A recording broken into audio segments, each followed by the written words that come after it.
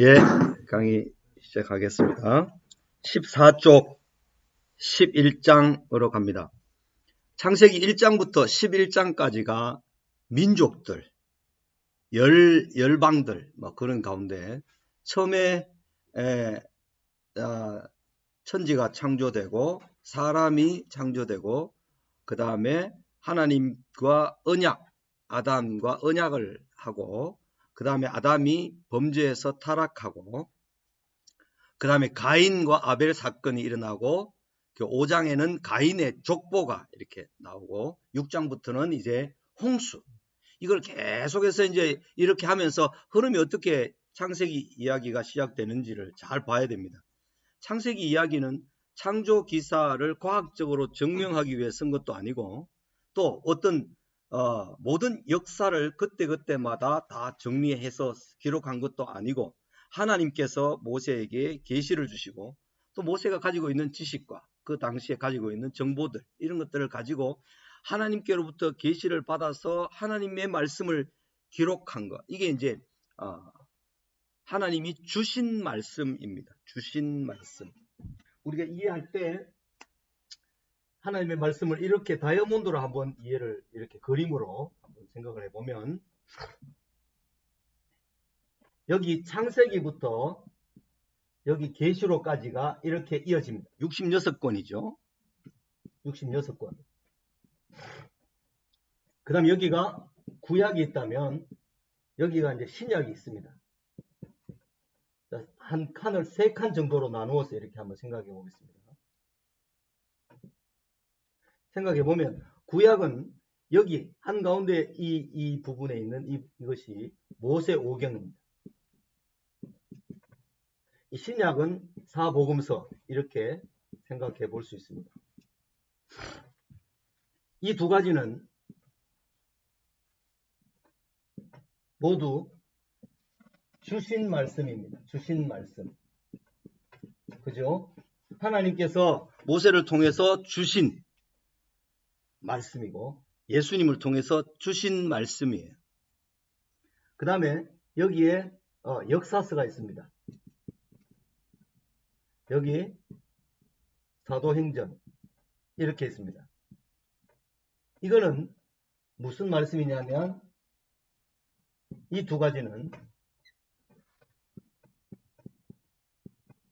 시행된 말씀이라고 볼 수 있습니다. 시행된 말씀. 그 다음에 여기에 있는 이제 선지서, 그죠? 여기에 서신서. 요한계시록도 일종의 서신으로 본다면 크게 이렇게 카테고리를 한 3가지 묶음으로 역사, 그 다음에 이제 서신서, 선지서 이렇게 보면 이것은 또 뭐냐 하면 이 양쪽에 있는 이것들은 다 뭐냐 하면 해석된 말씀입니다.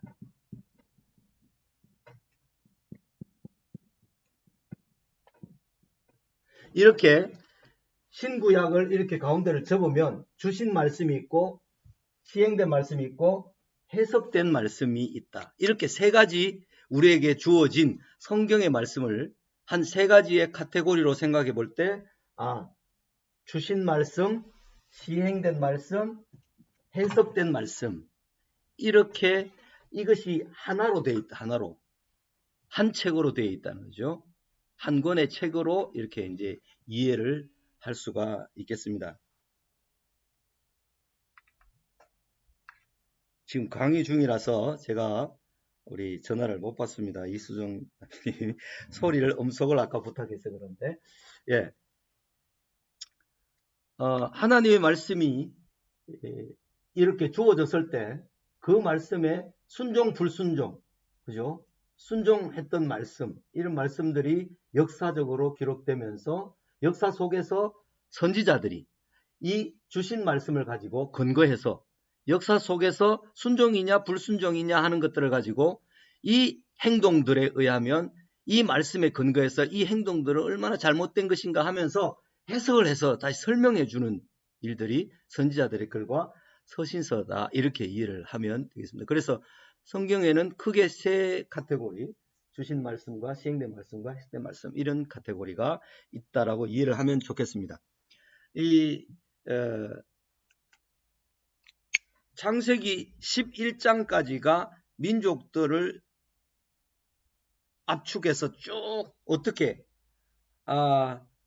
뱀의 후손의 계열과 하나님의 자녀들의 후손들, 이렇게 나누어져서 왔는가 하는 것을 보면 좀 신비롭기도 하고, 우리가 도무지 뭐랄까요, 하나님의 행하심의 그 방법이나 일하심을 너무나 깊고 넓어서 바울이 말했던 것처럼 너무 깊도다 넓도다 측량할 길이 없다, 로마서 11장 끝에서 그렇게 노래했던 것처럼 하나님의 그 행하심과 일하심을 다 잴 수가 없습니다. 그러나 요약해서 1장부터 11장까지 이 하나님의 창조에서 아브라함에게 오기까지 어떻게 그 역사가 진행되어 왔는가.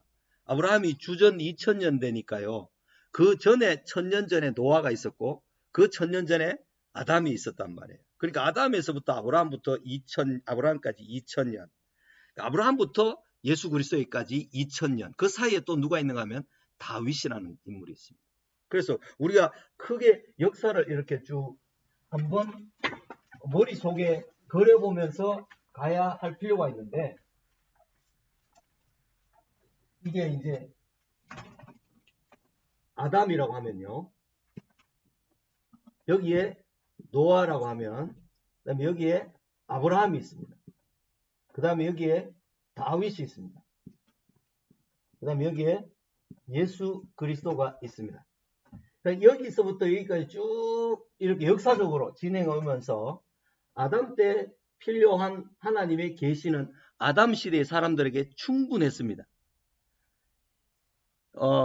짐승의 가죽 옷으로 옷을 지어 입히시는 것, 그 다음에 여인의 후손, 그 다음에 뱀의 후손, 그 이야기로서 아담에게는 그 계시가 충분했습니다. 노아에게 주어진 계시도 노아 시대의 그 충분한 계시였습니다. 이렇게 해서 이 대를 보면 한 1000년씩 정도 이렇게 대강 한 1000년씩 정도 이렇게 됩니다. 여기도 비슷하게, 여기도 비슷하게, 여기도 비슷하게. 여기가 이제 AD가 시작되는 것이라면 여기가 이제 BC 시대인데, 이게 1000년대, 이게 2000년대, 이게 3000년대, 이게 4000년대. 그리고 지금까지를 2000년으로 생각을 하면 이게 전체적으로 한 6000년 정도 되는 거죠. 4000년하고 2000년을 더 붙으면 그렇게 이제 어느 정도 그림을 그려서 아담, 노아, 아브라함, 그 다음에 다윗, 그 다음에 예수 그리스도, 이렇게 할 때마다 거의 1000년에 걸쳐서 하나님께서는 그 시대의 대표적인 인물들을 통해서 하나님의 정확한 계시를 다시 한번 확인하고 또 분명히 하고 또 더 밝게 하고 하는 것을 우리는 좀 볼 수가 있습니다. 11장에 넘어와서 노아 이후에 많은 족속이 번성한 가운데 셈과 함과 야벳의 후예들이 어떻게 나눠졌다가 지금 다시 셈의 후예 중에서 그 족속 중에서 어떻게 해서 아브라함까지 이어지는가 하는 것을 11장에서 좀 더 자세히 언급하고, 그 다음에 11장에서는 바벨탑을 쌓는 장면이 이제 나오는데, 이 바벨탑을 쌓는 11장 1절부터 9절까지, 그리고 12장 아브라함이 부름을 받는 이 두 장면은 극적인 드라마틱한 장면이 나옵니다. 교재 앞부분으로 가서 앞부분에 도표 있는 그 교재로 좀 넘겨가서 보면 7페이지입니다. 교재 앞부분으로 넘어서 도표가 있는 표가 있는 그런 교재의 7페이지를 잠깐 한번 보겠습니다. 11장과 12장을 개관하는 한눈에 딱 볼 수 있는 그런 내용을 보면 저주의 나라, 축복의 나라, 이 두 나라를 대조하고 있습니다. 노아 홍수 후 약 101년 만에 인간은 다시 심각하게 타락하여 다시 하나님의 저주를 받게 됩니다. 바벨탑 사건이 일어나는데요. 바벨탑은 시날 평지에 세워졌습니다. 이 시날 평지라고 하는 이야기가 어디에 나오는가 하면 이스라엘 족속이 가나안 땅에 들어갈 때 여호수아 시대에, 그죠? 아간이라는 사람이 정복했을 때 모든 금 이런 노획물들을 다 모아서 분배를 하기로 되어 있는데, 아간이라는 사람이 이 유다 지파의 사람인데, 아간이라는 사람이 외투를 훔치죠. 그리고 금괴를 하나 훔칩니다. 훔쳐서 자기 천막 땅 밑에 묻어두는데, 그때 신할산 외투 한 벌과 이렇게 나옵니다. 아간이 훔친 외투를 신할산, Made in USA 하면 우리나라에도 60년대 70년대 너무 고급이었고 좋았잖아요. 그거 한 벌 있으면 막 입고 나가면 막 얼스대고 어깨에 힘이 주어지는 것처럼, 신할산 외투 한 벌은 그 당시에 최고 메이크, 고급, 그죠? 이런 제품으로 아간이 유혹을 받아서 그 물건을 훔쳤죠. 그런 게 나오는데, 이 신할 평야에 그렇게 이제 세워졌는데, 신할 땅은 니무롯의 나라였습니다. 니무롯은 노아에게 저주받은 함의 후손이었다 아까 했습니다. 하나님을 떠난 세상을 대표하는 존재가 니무롯인데, 신할 땅은 그 당시 세상 모든 문명의 중심지였고 사람들이 흠모하는 도시였습니다. 이 여호수아 7장에 나오는 이 장면이 그겁니다. 인간이 보기에 최고의 것들이 모두 있었습니다. 10장에서 홍수 후 노아의 세 아들들의 후손이 기록되고, 11장에서 바벨탑을 쌓았던 당시 최고의 도시 신할 땅으로 장면이 이동됩니다. 그리고 그 찬란했던 도시와 나라는 12장의 갈 곳이 정해져 있지 않는, 텐트를 치며 이동하며 지내도록 부름을 받는 아브라함의 초라하게 보이는 나라와 대조를 이루며 기록되고 있습니다. 그러니까 신할 평지에 있는 최고의 문명이 엄청난 강력한 문화와 문명을 이루고 안정되게 국가와 그 모든 어떤 군대를 이루고 있는 이런 것과는 대조되게, 한 사람 매우 초라하게 집도 없이 자기 친척 본토 고향집을 떠나서 그렇게 한 사람이 초라하게 길 가다가 강도를 만나 죽임을 당할 수도 있을 만한 그런 초라한 모습으로, 겨자씨 하나를 만한 모습으로 아브라함이 이동을 하게 되죠. 이런 장면이, 두 장면이 다 대조되어 있는 장면이 11장과 12장의 장면입니다. 11장에는 저주의 나라가 나오지만 12장 1절부터 3절까지는 축복의 나라가 나옵니다. 어떤 것이 저주의 나라고 어떤 것이 축복의 나라인지를 보면, 눈에 보이는 화려한 것, 눈에 보이는 큰 것, 대단한 것, 이것이 축복의 나라가 아니고 하나님의 말씀을 따라가는 것, 그것이 축복의 나라의 가장 큰 특징이라는 것을 알 수가 있습니다. 그래서 저주의 나라 11장 1절에서 6절까지를 보면, 신할 땅 주체는 우리입니다. 우리가 우리 이름을 내고, 우리라는 말이 엄청나게 많이 나옵니다. 3절에도 보면 우리 성경에는 자 벽돌을 만들어 이렇게 이제 나오지만, 영어 성경에는 let us 우리가 이렇게 하자라고 제안하는 그 우리라는 말이 들어 있습니다. 그 다음에 4절에 보면 또 말하되 자, 여기도 let us 우리가 이렇게 하자, 그런 뜻입니다. 4절에 우리 이름을 내고, 우리라는 이름, 우리가, 이게 이제 주체가 되어 있습니다. 그죠? 목표는 우리 인간의 이름을 내고, 목적은 흩어짐을 면하자. 하나님은 생육하고 번성해서 땅에 충만하게 막 흩어지도록 되어 있는데, 가도록 되어 있는데, 흩어짐을 면하자. 이것이 이제 그들의 이거였습니다. 방법은 큰 탑을 쌓는 것입니다. 대를 쌓는 것입니다. 그 대를 쌓고 하늘에 이르게 하여 우리가 하나님과 같이 되자, 이런 의미입니다. 이사야 13장에 나오는 사탄, 새벽별 계명성이여 떨어지는 그 장면이 있잖아요. 그것도 이제 사탄이라고 보는데, 이 사탄의 최종 목표는 자기가 하나님처럼 되는 것인데, 누구를 도구로 쓰는가 하면 사람을 도구로 끌어들입니다. 그래서 사람을 부추겨서 우리 인간이 하나님과 같이 될 수 있다, 신과 같이 될 수 있다라고 부추겨서 인간이 최고다 하는 것이 이제 휴머니즘의 본질이고 인간 중심의 사상이고, 그것이 이 세상 죄악의 어떤 모습, 근본적인 모습이 그것에 이제 있다는 거죠. 그런데 12장 1절로 넘어와서 아브라함의 인도하심을 받는 것을 보면 엄청 초라하지만 장소는 하나님께서 지시한 땅, 주체는 하나님이시고 목표는 내 하나님께서 아브라함의 이름을 창대케 하겠다. 이게 내가 아브라함 내가 내 이름을 창대케 이게 아니고 하나님께서 복을 주셔서 그 이름을 창대케 하고 후손을 번성하게 하겠다. 이런 목표를 하나님께서 주시는 것입니다. 그러니까 이 목표와 목적이 인간이 가지고 있는 것이 아니고 하나님이 바라시고 원하시고 기대하시는 목표와 목적이 있다는 거죠. 이게 이제 저주의 나라와 축복의 나라의 차이입니다. 창세기는 사실은 가인과 아벨 이후에 계속해서 축복의 나라, 저주의 나라 이 세 개가 펼쳐집니다. 지난 시간에 제가 족보에 대한 이야기를 할 때도 족보는 가인의 족보부터 먼저 언급되고 그 다음에 아벨과 셋의 후예가 언급되잖아요. 그 다음에 에서의 족보가 36장에서 먼저 언급되고 난 다음에 창세기 37장에 보면 요셉 이야기가 나오면서 야곱의 족보는 이러하니라라고 하면서 야곱의 후손들이 쭉 나오는 것이 아니라 요셉 이야기가 나온다는 거죠. 그러니까 에서는 벌써 나라를 이루고 왕을 이루고 있는데 여기는 야곱은 초라하게 라헬이 자녀가 없어서 하나님께서 태를 열어주셔서 자녀가 없는 가운데 겨우 얻은 자녀, 그 요셉 이야기로부터 시작을 하는 거예요. 그러니까 세상적으로 보나 외모로 보나 규모로 보나 크기로 볼 때 엄청 차이가 나는 거죠. 이거는 맥 세상입니다.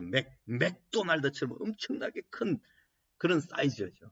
규모로 보나 힘으로 보나. 그러나 하나님 나라에 속해 있는 사람들이나 족보나 그 모든 것들을 보면 너무 초라하게 보여요. 그러나 이 족보가 그들에게 무엇이 있느냐 하면 하나님이 함께 계시고 하나님 말씀이 그들에게 함께 있기 때문에 이 보이는 화려하게 된 문화를 가지고 힘을 가진 이 세상을 역전한다는 거죠. 이게 하나님 나라의 방정식입니다. 일종의. 그죠? 우리가 수학을 x 플러스 5는 10이다 하면 x가 얼마입니까? 5가 나와 있으니까 이게 5를 더하면 10이 되는 것처럼 이 방정식이 그런 거잖아요. 그런 것처럼 하나님 나라의 이 모습은 세상에서 볼 때는 초라하지만 이 초라한 것이 무엇을 담고 있느냐 하면 천지를 만드신 하나님과 그분의 말씀을 가지고 있기 때문에 그 말씀을 따라가는 그 말씀을 순종해서 자기의 갈 바를 알지 못하지만 따라가는 가운데 하나님의 은혜와 복이 주어져서 가는 곳마다 형통하게 되더라 하는 말씀이 이제 다윗에게서 완성이 되고 다윗에서 온전히 이루어지는 것을 보게 되는 것입니다. 땅의 모든 백성이 복을 얻는다. 내가 복을 얻고 내가 뭔가 하는 게 아니라 우리를 통해서 그 복이 우리 주변에 있는 모든 사람들에게 하나님의 복이 전달되는 것이 축복의 나라의 목적이다 하는 거죠. 그래서 이 11장과 12장을 1절에서 6절, 1절에서 3절 그 두 가지를 딱 대조해서 설교를 하거나 또는 적용을 해본다고 해도 아주 유익한 것이 되겠습니다. 11장 7절부터 9절까지에는 하나님께서 우리가 우리 이름을 내고 우리가 높아서 하나님 같이 되자라고 하는 그 사람들에게 무엇을 내리는가 하면 저주를 내리십니다. 이런 차원에서 바벨탑을 쌓았던 사람들에게 저주를 하나님께서 직접 내리셨다고 하는 점을 봐서 노아 시대 함에게 저주를 내린 것도 하나님이시다 이렇게 보는 거죠. 그렇게 이해를 하는 것이 맞습니다. 오늘을 혼잡케 합니다. 여호와께서 거기서 그들을 온 지면에 흩으신 고로 그들이 성 쌓기를 거치게 됩니다. 더 이상 같은 한 말로 말을 할 수가 없어서 그 공사나 그 모든 일들을 수행할 수 없게 된 것이죠. 이때 흩어지고 말이 나누어진 것이 언제 회복되는가 하면 사도행전 2장의 성령 강림 사건에서 성령이 각 사람에게 오니까 온갖 나라 방언으로 말하는 것이 다 알아듣게 됩니다. 그죠? 그 나라 자기 방언으로 다 알아듣게 되는데 그때 회복되는 것입니다. 그래서 하나님의 말씀 안에서, 그리스도 안에서, 성경 안에서 있는 사람들은 말이 다 통합니다. 생각이 통하고 뜻이 통하고 목표와 목적이 다 통합니다. 그래서 예수 그리스도 안에 있는 사람들은 다 소통이 됩니다. 어디까지? 천국에 가서까지 다 소통할 수 있게 되는 것입니다. 마침내 지금 현재 이렇게 된 세상에서 예수님이 재림하실 때는 그 언어가 모든 사람이 실질적인 부활한 몸으로 살아가는데, 그 몸으로 사는 모든 사람들이 다 언어 소통에 전혀 불편함이 없이 바벨탑, 하나님께서 저주를 내리시기 전에 언어가 하나였던 것처럼, 그 에덴 동산에서의 언어처럼 회복될 것입니다. 그렇게 우리는 이해를 해야 됩니다. 셈에서 데라까지가 11장 10절에서 26절까지 나오고, 11장 27절에 32절까지는 데라의 가족 소개가 나옵니다. 그죠? 다시 우리가 그 교재 뒤편으로 가서 11장 마무리하고 12장으로 좀 돌아가겠습니다. 그 교재의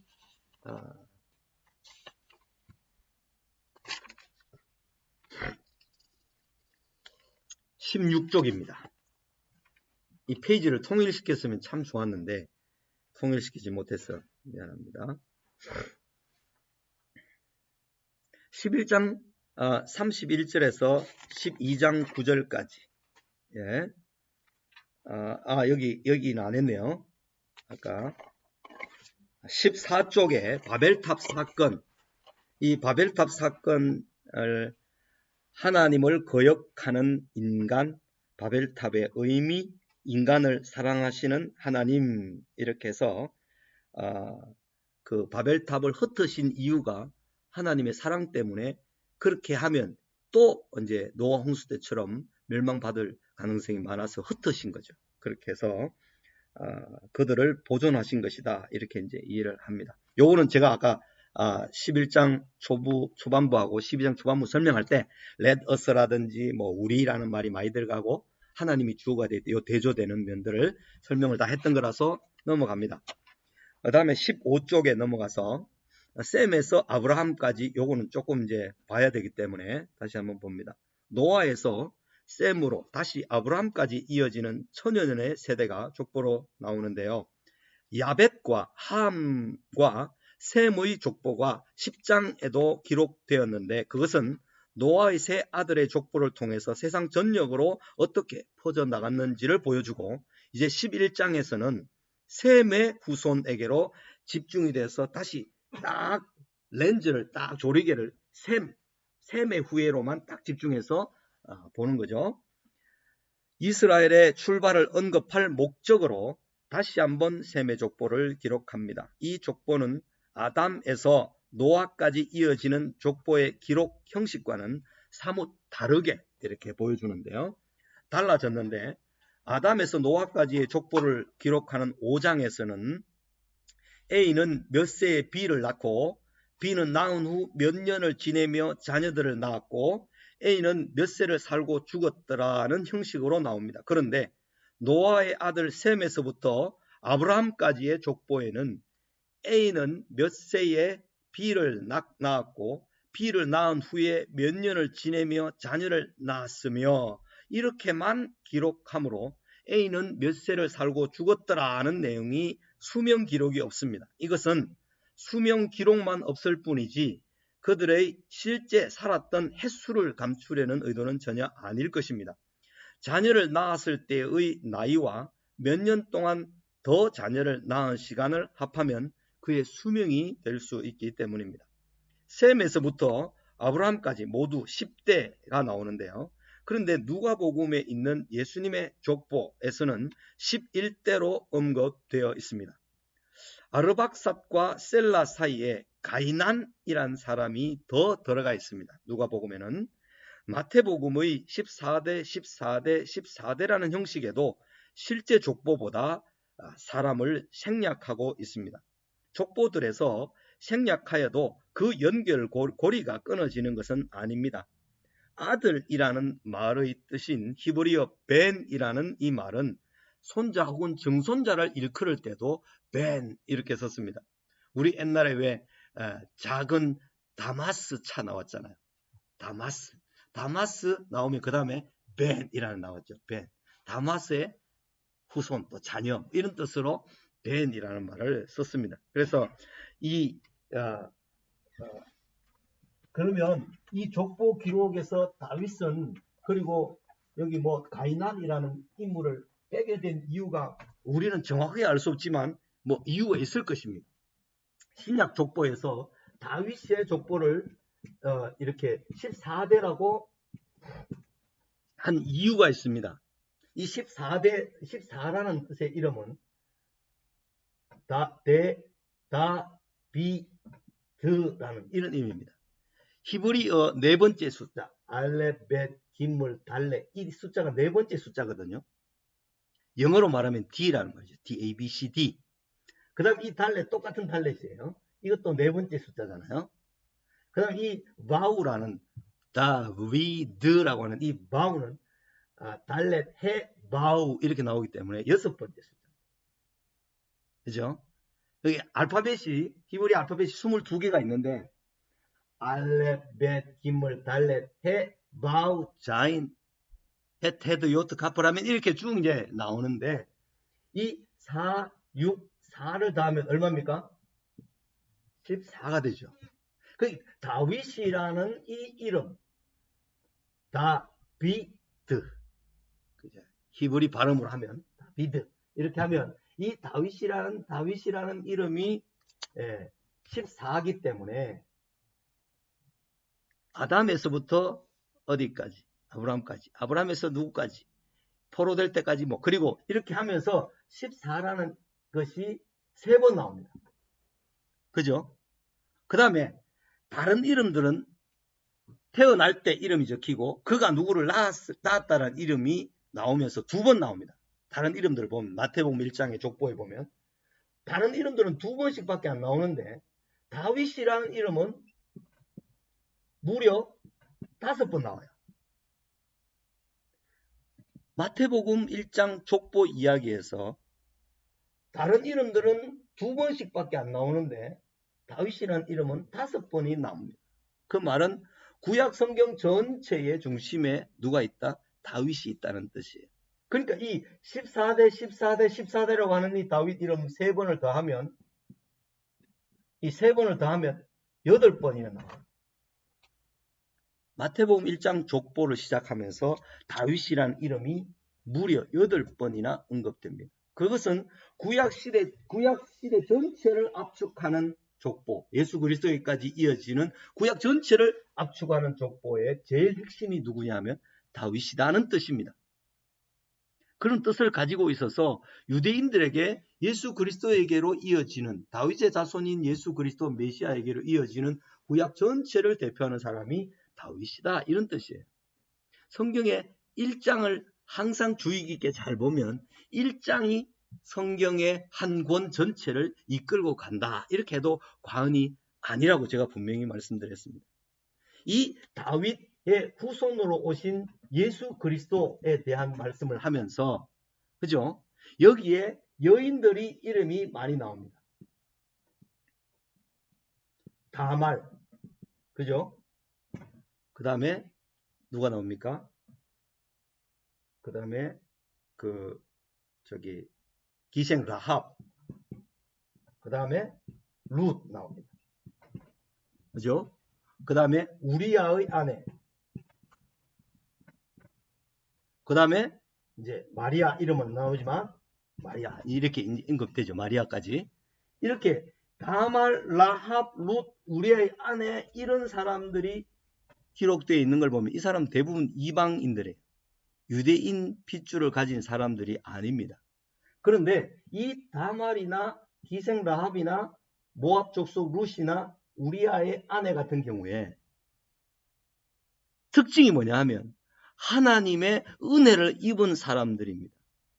어떤 자세를 가지고 이 사람들이 살았는가 하면 다말도 자기 남편이 죽었을 때 둘째 아들까지 결혼했는데 셋째 아들을 기다렸는데 셋째 아들이 유다가 안 주는 거죠. 그래서 이 다말이 변장을 해서 자기 시아버지 유다와 관계해서 얻게 된 쌍둥이 아들이 있죠.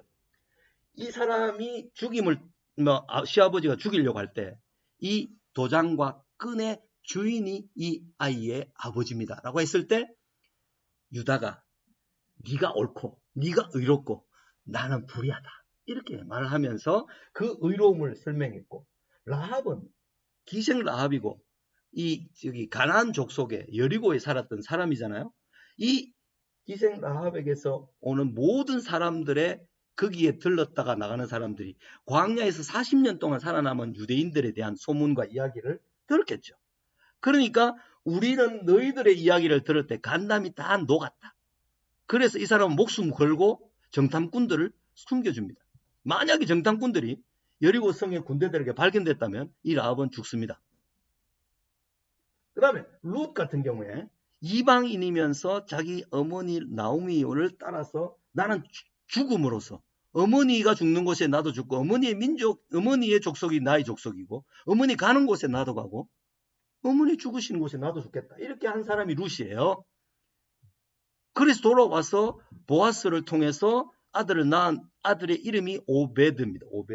오베드처럼 이렇게 그리고 다윗이라는 이름으로 이어져서 연결되는데, 이 룻도 자기의 목숨을 걸고 자기로 봐서는 유대 민족이 베들레헴으로 돌아오는 것이 이방으로 가는 겁니다.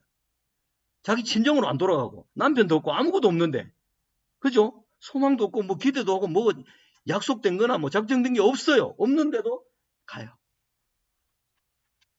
그것은 여호와 신앙이 나오미를 통해서 이 며느리 룻에게 전달되어서 룻이 그것을 붙들고 하나님 약속을 붙들고 간 거죠. 그래서 이들은 사실은 이방인들이면서 유대인들보다 더 유대인다운 정체성을 가지고 있었던 사람들입니다. 목숨을 걸고 유대인의 하나님을 믿겠다라고 한 사람들입니다. 이 여인들의 이름이 이렇게 신약 성경 왕들의 이름이 기록되어 있는, 여기에 기록되어 있다는 것은 신약에서 시작되는 하나님의 나라는 민족과 신분의 차별이 없이 그가 아무리 천하든 그가 이방민족이든 그가 어떠한 사람이든 간에 하나님의 은혜로 말미암아 그 속에 들어와 있다. 그 사람들의 삶의 특징을 보면 목숨을 걸어서 하나님 나라를 신뢰하고 받아들인 사람들이다.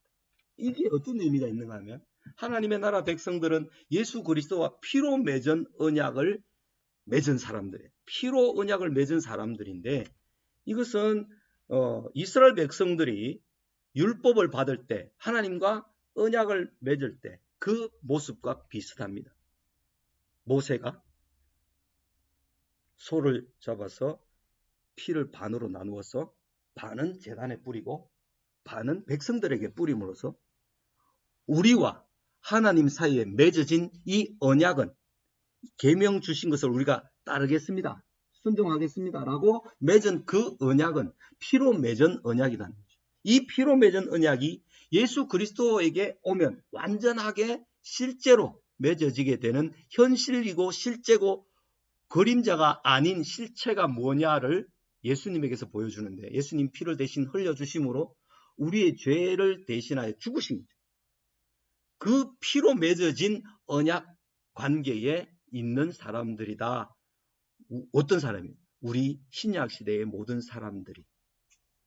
그죠? 그렇다면 이 이방 여인들이 가지고 있는 정체성, 그들이 가지고 있는 하나님 나라에 대한 믿음, 그들이 목숨 걸고 주님 나라의 말씀과 약속을 붙들었다는 점, 이런 점들이 신약 시대를 살고 있는 모든 성도들도 이런 삶에 속해 있다라고 알아야 됩니다.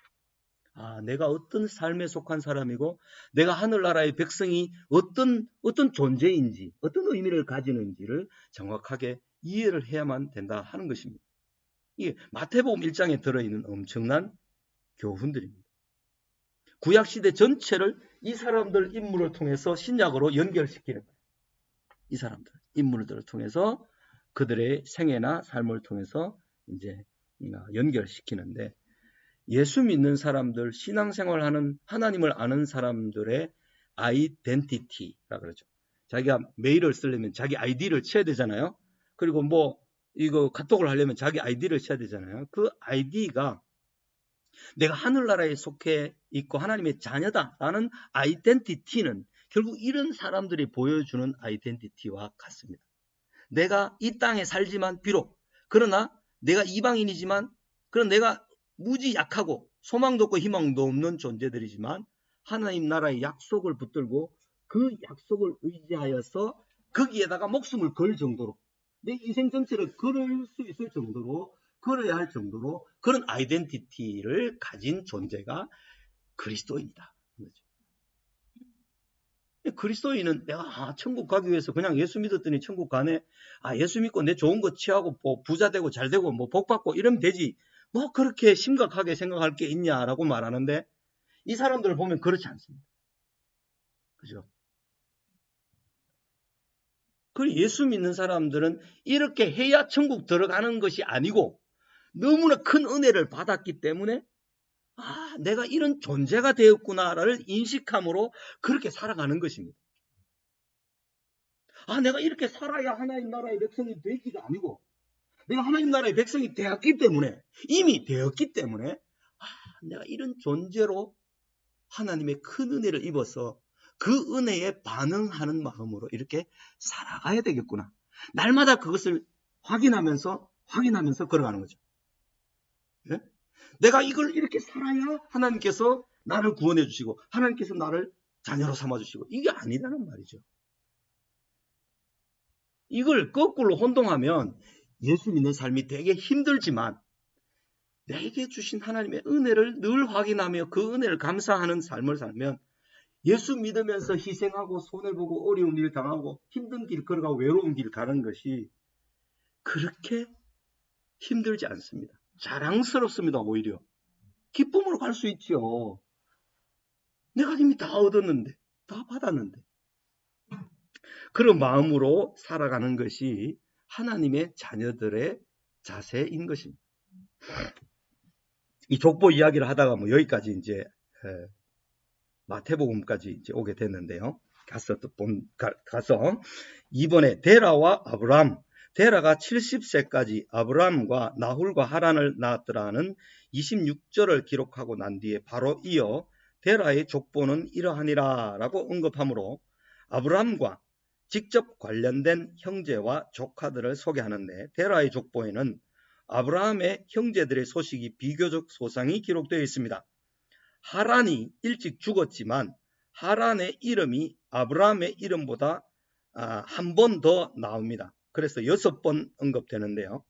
하란의 딸인 밀가와 밀가의 삼촌 나홀이 결혼하는 것을 보면 하란이 데라의 세 아들 중에 가장 큰 형이었던 것으로 보입니다. 그래서 조카와 결혼했다는 것은 조카가 많이 이미 이 조카의 아버지였던 이 하란이 커서 일찍 아이를 낳았고 그 딸과 함께 결혼했다는 것을 보입니다. 그래서 그때 당시에는 가까운 친족들 간에도 결혼해서 아이를 낳는 이런 모습을 우리는 볼 수 있습니다. 이게 이제 구약 성경에는 상당히 많이 나옵니다. 그죠? 애들이 나옵니다. 오늘날 우리들에게는 이게 이제 법적으로든지 사회적으로든지 좋지 않다. 그래서 이제 안 하는 것으로 되었지만 우리나라에도 동본 그 결혼이 이미 이제 허용되어 있는 것으로 법적으로 이제 되어 있습니다. 네네네. 네. 저도 요 부분요. 네. 근친상간이라고 하죠. 네네네. 그것도 어디 보니까 그 이제 아버지를 술 먹이고 딸이 들어가지고 롯의 딸들이 아버지를 술 먹여서 모압과 암몬 후손이 태어납니다. 완전 그 보면 그 진짜 인간적으로 그렇죠. 도저히 뭐 잊을 수 없는 그런 것입니다. 하나님의 역사는 율법에서도 사실은 자녀와 또는 부모와 또는 어떤 이모와 뭐 이런 관계들에 대한 그게 규범이 있잖아요. 그런데 있을 수 없는 일인데 이때 당시에는 사람이 아무도 이제 주변에 없다고 생각했을 때나 또는 뭐 그 사람과 결혼할 수밖에 없는 형편이 되어서 근친상간이 이때는 그 당시의 문화로는 이게 허용이 됐던 것 같습니다. 그걸 조명해서 보면 이게 하나님의 역사는 선을 악으로 바꾸시기도 하고 악을 또 선으로 만드시기도 하는 그런 하나님의 역사라고 이제 말씀을 나오는데 네. 이게 좀 사람으로 생각하기는 좀 안 맞는 것 같아가지고 좀 어떻게 예. 이걸 해석을 해야 되나. 예. 자, 질문이 이제 정리가 잡나요? 네. 어떻게 동생이 형님의 딸과 결혼을 했다 하는 이런 장면은 지금 현재 우리 문화로는 해석이 안 되고 이해가 안 되죠. 예? 그러나 그 당시에는 이것이 허용되거나 또는 통용이 됐다라고 이해를 하면 되겠습니다. 거기에 대해서 더 깊이 따지고 들어가면 모세 시대에 오게 되면 그로부터 아브라함 시대로부터 한 600년 뒤에 모세 시대에 오면 레위기 율법에 보면 하나님의 계명에서 구체적으로 그렇게 하지 못하도록 이렇게 법으로 규정을 하고 있죠. 여기서는 그것을 이제 뭐 깊이 다 따져 들어가면 끝이 없기 때문에 여기서 그 정도로 하고 진행을 합니다. 그럼에도 불구하고 세 아들 중에 아브라함의 이름부터 맨 먼저 언급되는 것은 하나님께서 아브라함을 부르셔서 새 일을 시작하시려 하셨기 때문입니다. 하나님은 데라의 족보를 통해 아브라함을 세우셔서 아담처럼 노아처럼 새로운 민족을 만들려고 계획하셨습니다. 하란은 아버지 데라보다 먼저 죽었지만 아이 셋을 남겼습니다. 롯과 밀가와 이스가였습니다. 아브라함의 아내 사레가 아이를 낳지 못하는 상황에서 하나님은 데라, 하란, 롯 이 계보를 택하지 아니하시고 75세가 되어도 아이를 낳지 못하는 아브라함과 사레를 이스라엘의 조상으로 선택하셨습니다. 사실상 사레는 89세가 될 때까지도 아이를 낳지 못했습니다. 인간의 방식과 상식으로가 아니라 오직 하나님의 뜻대로 이루어지는 역사임을 볼 수가 있습니다. 이런 경우는 사람은 이미 많은 사람이 있는 그 사람을 사용하지 않고 하나님은 아벨이 죽었으면 그 형제들이나 다른 사람들로 계보를 잇지 않고 셋이라는 아들을 새로 주셔서 그 아들을 통해서 하나님의 자녀들의 계열 이걸 이어가시는 거죠. 가인의 후예들과 대조적으로 이 계열을 이어가시는 것을 보면 하나님의 주권과 하나님의 행하심의 그 신비한 차원을 우리가 다 이해할 수 없다는 것을 알 수가 있습니다. 오직 하나님의 뜻대로 하나님의 은혜로 되는 것입니다.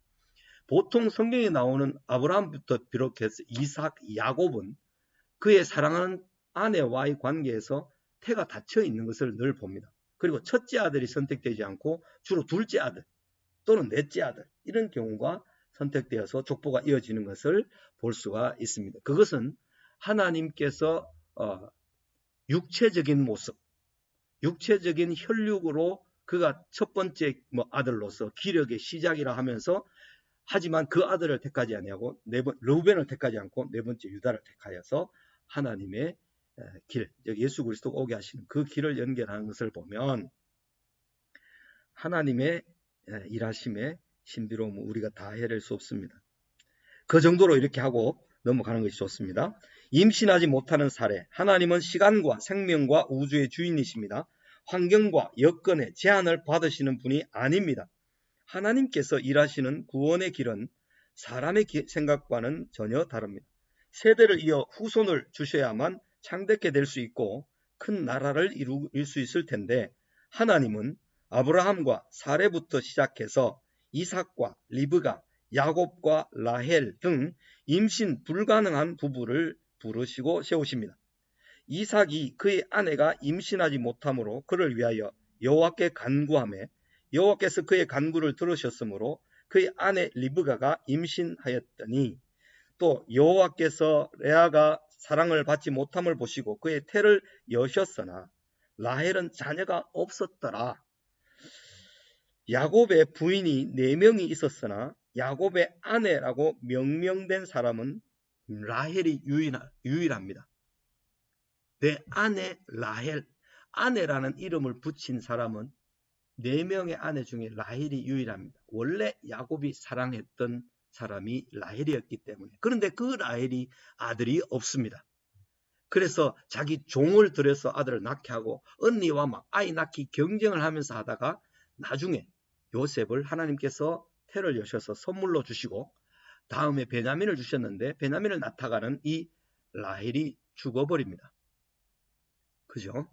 이런 상황이 되는데 레아가 라헬이 동시에 레아와 라헬이 동시에 소개될 때 항상 라헬의 이름을 앞세우는 것을 보면 창세기 31장이라든지 룻기 4장에 보면 라헬에게 정말 아들이 필요했습니다. 그러나 라헬도 자녀가 없다가 늦게 요셉이 태어났고 라헬이 죽으면서 태어난 아이가 야곱의 12번째 아들 베냐민 오른손의 아들이었습니다. 자녀가 없는 상태에서 하나님은 부르시고 약속하셨습니다. 하나님은 족장들이 인간의 방식이 아니라 오직 하나님의 은혜만 바라고 기대하기를 원하셨던 것 같고 그 말씀에 순종해서 눈에 보이지 않는 것을 보는 것처럼 하여 믿고 가도록 하나님께서 그들의 순종을 요구하셨던 것 같습니다.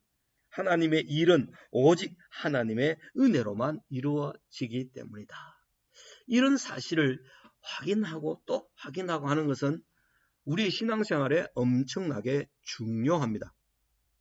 우리에게는 지금 자녀가 없습니다. 우리에게는 지금 힘도 없습니다. 우리에게는 지금 손에 뭐 가진 것이 없습니다. 눈에 보이는 것이 없습니다. 그러나 눈에 보이는 것처럼 믿고 가는 것입니다. 무엇을 의지해서? 하나님의 약속의 말씀을 의지해서 가는 것입니다. 이것이 믿음이라는 것입니다. 믿음은 보지 못하는 것들의 증거. 그랬습니다. 보지 못하는 것들의 증거라는 말은 내 상상 속에 생각하는 것들의 증거가 믿음이 아니다는 거죠. 내가 이것을 원하고 있는데 이 원하는 것에 대해서 내 믿음만 있으면 이 믿음이 성취된다. 이게 아니에요. 히브리서 11장 1절에서 말하는 보지 못하는 것들의 증거로서의 믿음은 하나님의 약속이 있고 하나님께서 우리와 함께 하시고 우리를 붙들고 계신다는 그 약속의 말씀을 의지하여서 우리가 지금 현재 약속이 보이지 않지만 그 약속을 보는 것처럼 해서 믿음으로 걸어가는 것입니다. 그것이 바로 믿음이라는 거죠. 믿음은 우리의 믿음의 강도, 우리의 믿음의 세기가 얼마나 튼튼하고 세냐 하는 문제보다도 믿음의 대상이 누구냐, 믿음으로 약속의 말씀이 어떤 것을 우리가 가지고 있는가 하는 거기에 믿음의 의미가 훨씬 중요하게 있지, 내 믿음이 너무너무 세가지고 나는요 절대로 의심하지 않습니다 하면서 막 온갖 것을 다 바쳐서 믿는다고 강력하게 자기의 믿음을 주장한다고 할지라도 그것에 의해서 일이 되는 것이 아니고 하나님의 약속에 의해서 일이 성취되는 것입니다. 그래서 성도들의 믿음의 근거는 들음에서 나고 그 들음은 하나님의 말씀으로 말미암는 것이다. 로마서 10장 17절의 말씀입니다. 성도들의 믿음의 근거가 자기 확신에 있는 것이 아니고 하나님의 약속의 말씀에 있기 때문에 성도들이 하나님의 약속의 말씀을 알아야 되고 하나님의 약속의 말씀을 알려면 하나님을 알아야 되고 하나님께서 행하신 일을 알아야만 되는 것입니다. 그래서 우리는 성경을 공부해야 되고 성경을 공부를 함으로 교훈과 책망과 바르게 함과 의로 교육하기에 유익한 말씀으로 지속적으로 살아야만 우리 인생이 엉뚱한 대로 치우쳐 가거나 빠지지 않습니다. 정도로 갈 수 있고 어떤 위험한 상황, 어떤 혼란스러운 상황이 와도 전혀 흔들리지 않고 항상 주의 일에 더욱 힘쓰며 갈 수 있는 그 비틀거리지 않는 삶을 살아갈 수 있는 것입니다. 이것이 성도의 삶이고 성도의 능력이 거기에 있는 것입니다.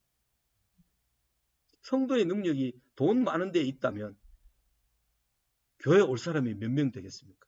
없습니다. 성도의 능력이 머리에 있거나 외모에 있거나 키 큰 데 있다면 교회 나올 사람이 얼마나 되겠습니까? 하나님께서는 미련한 자들, 없는 자들, 우둔한 자들을 택하여서 지혜 있는 자들을 부끄럽게 하시는 것이 십자가의 도고 하나님의 부르심이고 하나님의 일하심입니다. 그래서 전적으로 하나님의 은혜로 되었습니다라고 찬양하는 사람들이 하나님 나라의 백성으로 구성되는 것입니다.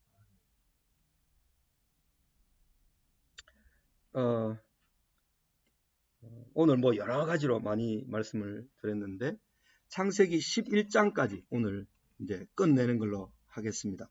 그래서 이렇게 아담에서부터 쭉 어떻게 노아를 거쳐서 셈과 함과 야벳 중에서 셈의 족보를 통해서 데라까지 와서 데라에서 아브라함까지 이어지는 이런 흐름을 전체적으로 이렇게 보면서 하나님 은혜가 무엇인지를 우리가 좀 마음에 잘 이해하고 새겼으면 좋겠습니다. 다음 시간에는 우리 아브라함부터 시작해서 12장에서부터 본격적으로 이제 전반부 큰 덩어리 앞부분이 끝나고 뒷부분 큰 덩어리인 아브라함, 이삭, 야곱, 요셉 이야기가 12장부터 어떻게 한 민족을 형성하는 구체적인 스토리가 전개되고 있는가 하는 것을 다음 시간에 공부를 하도록 하겠습니다.